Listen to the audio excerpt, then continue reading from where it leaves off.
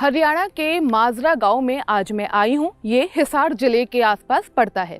यहां पर कुछ लोगों से मिलना है। इन लोगों की एक अजब सी परेशानी है। परेशानी ये है कि इन्हें शादी तो करनी थी, लेकिन उसके लिए इन्हें लड़कियां ही नहीं मिली।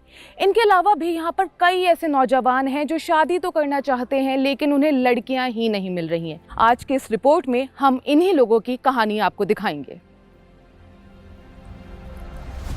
हमारा यूनियन है अनमैरिड एकता मंच।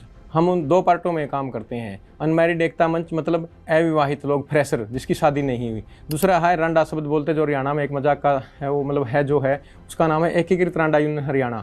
जिसकी शादी नहीं हुई फ्रेशर है वो अनमैरिड, जिसकी घरवाली गुजर गई या छोड़ के भाग गई या मतलब वो रांडा। आपकी उम्र क्या है और आपकी शादी क्यों नहीं हो पाई? मेरी उम्र 47 साल है। मेरी शादी न होने का मेन कारण है कि हमारे समाज में या तो ज़मीन अच्छी हो या फिर गवर्नमेंट जॉब हो। ये दोनों हमारे पास थी नहीं, इस वजह से मेरी शादी नहीं हुई। ना शादी की कोई उम्र दिखो नहीं। कौन शादी करेगा?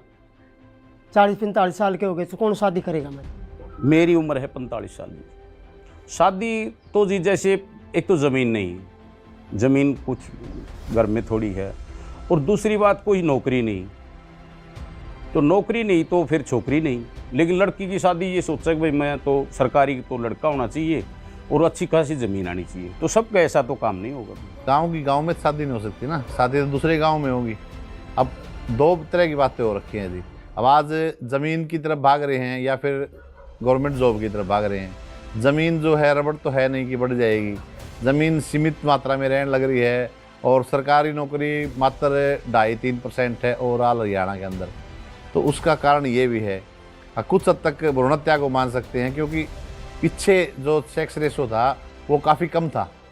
ओवरऑल अब 5-7-10 साल से बढ़ोतरी हुई है हरियाणा के अंदर। नहीं तो पीछे हम सुनने में आ करता लगभग 800-850 के आसपास सेक्स रेशो था। इस संगठन में कुल मिलाकर अगर हरियाणा की बात करें तो कितने लोग होंगे? हमारे इस संगठन में डायरेक्ट इनडायरेक्ट 1,28,000 लोग हमारे संपर्क में हैं। तो ये किस तरीके से? कहीं आपने कोई रजिस्ट्री बनाई है या सोशल मीडिया कैसे? या ये हमारे सोशल मीडिया से, हमारे इंस्टाग्राम पेज से, सोशल मीडिया से ही हमारे से लोग जुड़े हुए हैं। सबसे बड़ी प्रॉब्लम है बेरोजगारी और भ्रूण हत्या।